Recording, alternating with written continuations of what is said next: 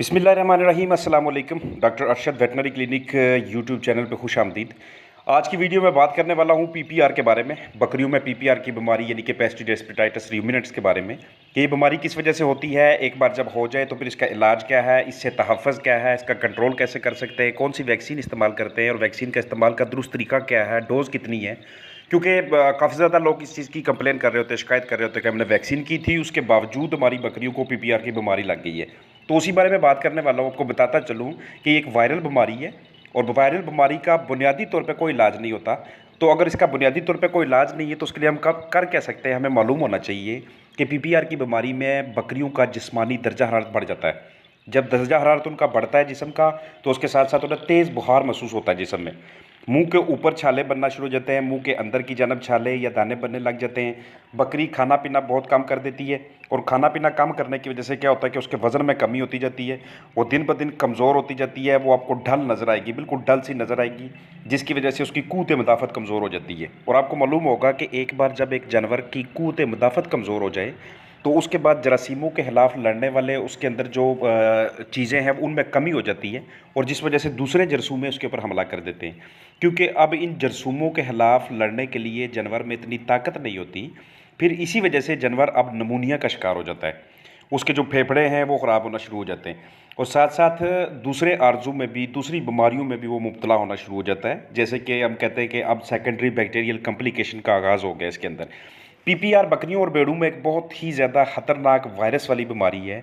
ये जिन जानवरों को मुतासर करे उनकी अमवात के 85 से 90% चांसेस होते हैं, अगर आपने उनकी सही तरह से देखभाल ना की, सही तरह से उनकी केयर ना की तो।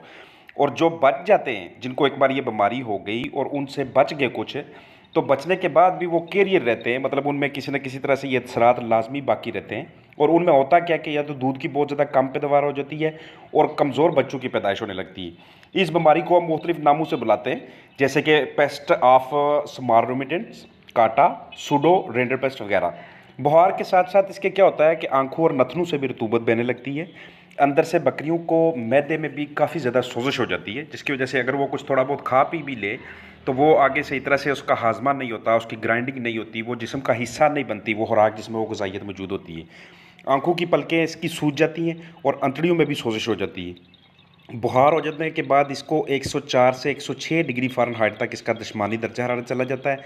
जानवर बहुत ज़्यादा बेसुकूनी महसूस करता है, उसकी खाल ढलकी हुई सी लगती है, डल सी खाल लगती है, मुंह के अंदर उसके रेशेनुमा दाने बने होते हैं, बहुत कम भूख लगने लग जाती है। आगाज़ में वो जो रतूबत मुंह से बहती है वो साफ़ होती है, वो ट्रांसपेरेंट होती है, लेकिन जैसे जैसे वक्त गुजरता जाता है यही रतूबत बार में गाढ़ी होती जाती है और उसकी रंगत भी पीली होती जाती है। ऐसा लगता है कि जैसे रेशा सा बाहर निकल रहा है। आँखों और मुंह के अंदर की झिल्ली भी इसकी रेड हो जाती है, सुर्खी माइल हो जाती है।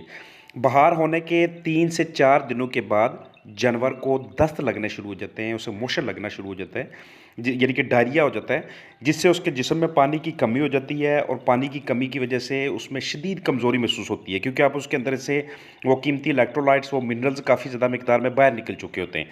जो हामला बकरियाँ होती हैं उनके बच्चे ज़ाया होने के काफ़ी ज़्यादा चांसेस होते हैं और इवन के जो माएँ होती हैं, जो बकरियाँ होती हैं, उनके भी ज़ाया होने के बहुत ज़्यादा चांसेस होते हैं। तो याद रखें कि जब भी ऐसी हालत आपको नज़र आए जानवर की कि उसको भूख प्यास ना लगे, वो अपने बाकी फ्लाक से, बाकी हर्ड से, बाकी साथियों से अलग रहना शुरू हो जाए, स्किन उसकी डल हो जाए, आंखें सुर्ख हो जाएँ, उसकी आंखों से पानी सा निकलना शुरू हो जाए, उसकी जो नब्ज़ की रफ़्तार है वो बहुत ज़्यादा तेज़ हो जाए, दर्जा हरारत कभी ऊपर चला जाए, कभी नीचे चला जाए, उसकी जो इसकी मींगें वगैरह हैं, जो उसकी फीसिज़ हैं वो लूज़ हो जाएँ या डार्क येलो किस्म का वो पेशाब करे, या फिर बाज़ का ऐसा होता है कि उसका यूरिन की बिल्कुल ब्लॉकेज हो जाती है, मुंह से सलाइवा निकलना शुरू हो जाता है। तो इसका मतलब ये है कि आपकी बकरी, आपका जानवर बीमार है, अब उसको किसी न किसी यहाँ पे किसी न किसी आर्जे में वो मुब्तला है।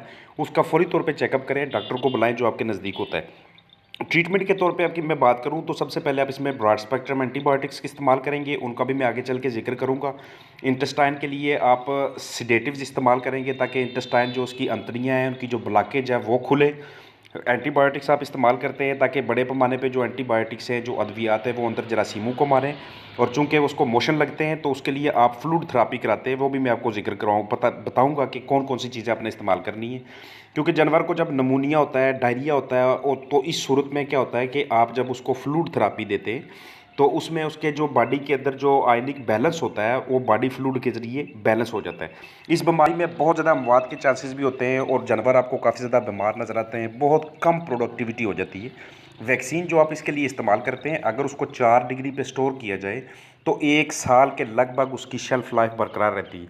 इससे पुरानी जो वैक्सीन हो गई वो अगर आप अपने जानवरों को लगवाई तो उससे क्या होगा कि आपकी बकरी को पीपीआर आने के चांसेस होते हैं। फिर आपने बाद में ये कहना है कि हमने वैक्सीन करवाई थी लेकिन इसका कोई असर नहीं हुआ, उसके बावजूद पीपीआर की बीमारी में हमारी बकरी जकड़ी गई है। तो उसके लिए देख लिया करें कि वैक्सीन किसी ऐसे सोर्स से लें जो बंदा उसको इंजेक्ट करने के लिए आए, वो बिल्कुल काबिल एतबार वैक्सीन होनी चाहिए। अगर आपको ये डर हो कि प्रेगनेंसी में क्या ये हम वैक्सीन इस्तेमाल कर सकते हैं, ये बिल्कुल सेफ़ है, ये बिल्कुल काबिल कबूल है, प्रेगनेंसी में भी हम इसको इस्तेमाल कर सकते हैं। चूँकि इस हालत में बकरियों की जो इम्यूनिटी होती है वो बहुत नीचे आई होती है, तो दरअसल आपने उस इम्यूनिटी को बरकरार करना है। अगर इसके कंट्रोल के वाले से बात करें तो सबसे पहले जैसे मैंने जिक्र किया कि बर वक्त आपने वैक्सीन ज़रूरी करवानी है। जिस जगह ये वबा एक मरतबा फूट जाए वहाँ पे जाने से ग्रेज़ करना, क्योंकि आप जब वहाँ पे जाएंगे या आपके जानवर जब वहाँ पे जाएंगे तो आप वहाँ से ये वाला जरासीम, ये वाला वायरस अपने साथ लेके आएंगे। वो आपके टांगों के साथ, बूट के साथ, बाइक के साथ, ये गाड़ी के साथ, किसी भी चीज़ के साथ चिमट के आपके फार्म पे आ जाएगा।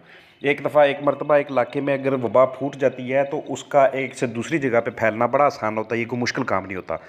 जिस जगह जानवरों को आप अलग करके रखें, सबसे पहले उसकी आपने जरासीम कुशी कर लेनी है, अच्छी तरह से कुछ जरासीम कुछ मटीरियल इस्तेमाल कर लेना है। बीमार जानवरों के लिए आपने अलग से एक बंदा रखना है। अगर आप उनकी निगहदाश्त कर रहे हैं तो अपने आप को बिल्कुल डिसइंफेक्ट करके अपनी जरासीम कुशी करके अंदर जाया करें और वापसी पे भी अपने आप को डिसइंफेक्ट किया करें। अपने बूट, अपने कपड़े, अपनी सारी एक्सेसरीज जो आपके पास मौजूद है उन सबको डिसइंफेक्ट करवा लिया करें। आगाज़ में वबा फूटने के कुछ ही घंटे के बाद जानवर में अलामात ज़ाहिर नहीं होती, लेकिन खाना पीना वो कम कर देता है। लिहाजा इस पर नज़र रखें, जब भी जानवर खाना पीना कम करे उस पर ख़ास नज़र होनी चाहिए। जानवरों के खून का वक्तन फ़ौक्तन टेस्ट लाजमी करवा लिया करें। इस चीज़ से पता चल जाता है कि जानवर में किसी किस्म की कोई बीमारी, कोई आर्ज़ा तो नहीं चल रहा। अक्सर हज़रात का सवाल ये होता है कि हामला बकरी में ये वैक्सीन कर सकते हैं या नहीं। तो हमल के इब्तदाई मरहला जो होता है हमल का, उसके चंद दिनों में और बच्चों की पैदाइश से चंद दिन पहले के अलावा किसी भी वक्त आप ये पीपीआर की वैक्सीन कर सकते हैं। ये वैक्सीन 100 डोजेज़ में 5 मिलीलीटर या 20 मिलीलीटर की पैकिंग वाइल में दस्तयाब होती है और वैक्सीन का 1 मिलीलीटर हम ज़ेरे जिल्द टीका लगवाते हैं। जैसे मैंने पहले बताया कि टीका लगाने वाला बंदा बड़ा एक्सपर्ट होना चाहिए। अगरचे बड़े पैमाने पे काम करने वाली जो एंटीबायोटिक्स का इस्तेमाल होता है वो बड़ा कारगर साबित होता है, लेकिन इसके साथ साथ जो अंतड़ियों की सोजिश होती है, जो इलेक्ट्रोलाइट्स की कमी होती है, जो नमकियात की कमी हो जाती है, उसके लिए जो ना वो साथ साथ आपने मोशन का भी इलाज करवाना है। बर वक्त अलामात को देख के फ़ौरी तौर पे डॉक्टर को बुलाना है, या ख़ुद अगर आप इस चीज़ में काफ़ी ज़्यादा माहिर हैं तो उसका ख़ुद भी आप ट्रीट कर सकते हैं। इन अद्वियात का इस्तेमाल, एहतियात, बचाव बकरियों की अमवात में कमी करेगा। तो इलाज के लिए आप मज़ीद क्या कर सकते हैं कि आप मेट्रोनिडाज़ोल 10 मिलीग्राम फ़ी किलो जिस्मानी वज़न टीका लगा सकते हैं और ये टीका आपने रोज़ाना लगाना है हत्ता कि इसके 7वां दिन आ जाए, यानी 7 दिनों तक आपने ये ट्रीटमेंट जारी रखनी है। आँखों में अगर सोजिश और पलकों पे छाले बन जाएँ तो उसके लिए आप जेंटामाइसिन या डेक्सामेथासोन का इंजेक्शन लगाएंगे।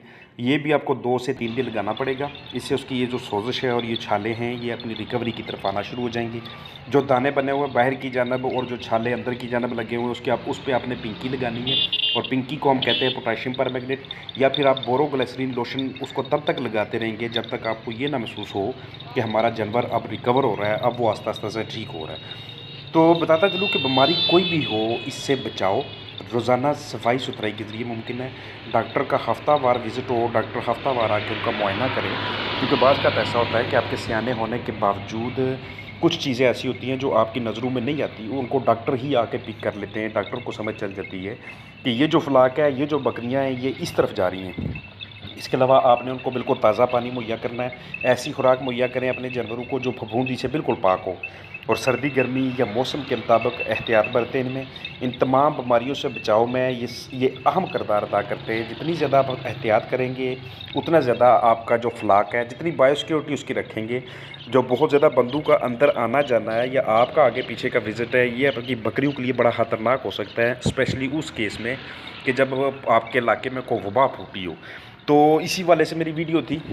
मैं इस बात की उम्मीद कर रहा हूँ कि ये पीपीआर से बचाव के लिए, तहफ़्फ़ुज़ के लिए, उसके कंट्रोल के लिए आप सब के लिए काफ़ी ज़्यादा मुआवन साबित होगी।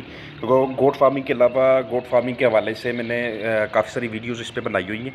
रिसेंटली एक और वीडियो मैंने अपलोड की थी, तो वो किसी भी गोट फार्मर के लिए जो कि गोट फार्मिंग का आगाज़ कर रहा है उसके लिए हेल्पफुल होगी। तो मुझे उम्मीद है कि आप मेरे इस कंटेंट को, मेरी वीडियो को पसंद करेंगे। अगर आपको ये मेरा कंटेंट पसंद आया है तो वीडियो को लाजमी लाइक, शेयर और